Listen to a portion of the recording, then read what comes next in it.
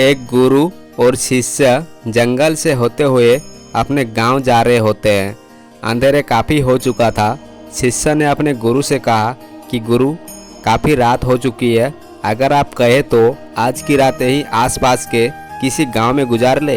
गुरुजी ने अपना सर हिलाया और वो आसपास के गांव में एक छोटे से घर के पास जाकर रुके। आप जैसे ही वहां गए तो गुरुजी के शिष्य ने दरवाजा ठकठकाया और उस घर के एक गरीब आदमी बाहर आया। तो गुरुजी ने बोला, हम अपने गांव जा रहे थे, लेकिन काफ़ी रात होने के वजह से हमने इसी गांव के रुकने को सोचा।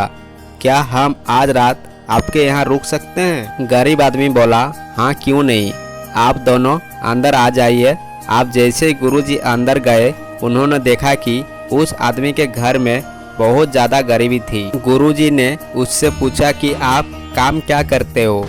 वो गरीब आदमी बोला कि मेरे पास बहुत सारी ज़मीन है।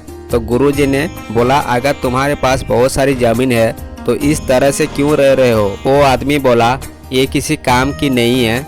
गांव वाले बोलते हैं कि ये बंजर ज़मीन है, यहाँ पर कुछ भी नहीं उगाई जा सकती है और वहाँ फसल उगाना बहुत बड़ी बेवकूफ़ी है। गुरुजी ने बोला कि तुम्हारे गुजारा कैसे होता है? उसने बोला कि मेरे पास एक भैंस है जिससे मेरा पूरा घर चलता है।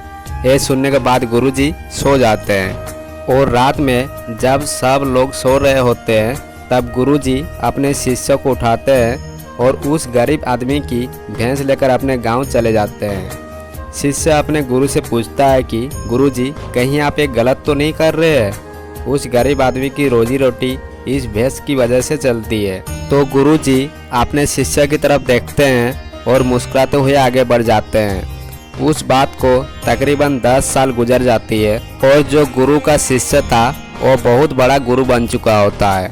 तो एक दिन उन्हें उस गरीब आदमी की याद आती है कि मेरे गुरु ने उस आदमी के साथ अच्छा नहीं किया था, मुझे एक बार चलकर देखना चाहिए कि वो आदमी अब किस परिस्थिति में है। वो शिष्य उस गांव की तरफ जाता है और वहाँ जैसे ही पहुँचता है तो वो देखता है कि जहाँ पर उस गरीब आदमी का झोपड़ी था वहाँ पर एक बड़ा आलीशान महल बन चुका था और उस झोपड़ी के बाहर जो बंजर जमीन थी उस पर फल और फूलों के बगीचे थे।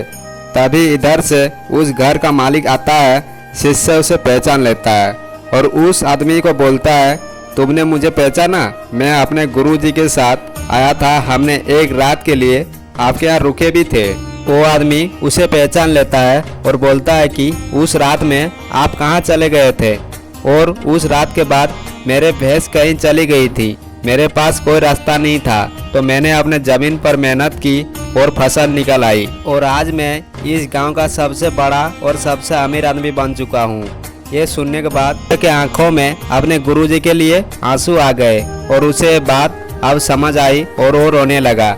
इस कहानी से हमें ये सीख मिलती है कि हमारे अंदर ऐसी बहुत सी टैलेंट छुपी हुई है, लेकिन हमें कोई ना कोई चीज़ रुक कर रखी है। वो आपके फैमिली वाले भी हो सकती है, आपको जब भी हो सकती है और कुछ भी हो सकता है। देखिए, आपके पास भी तो भैंस की जैसी कोई दूसरी चीज़ तो नहीं है जिसने आपको आगे बढ़ने से रोक कर रखा है। वीडियो पसंद तो लाइक कर दीजिए और चैनल को सब्सक्राइब कर दीजिए। फिर मिलते हैं नए वीडियो के साथ।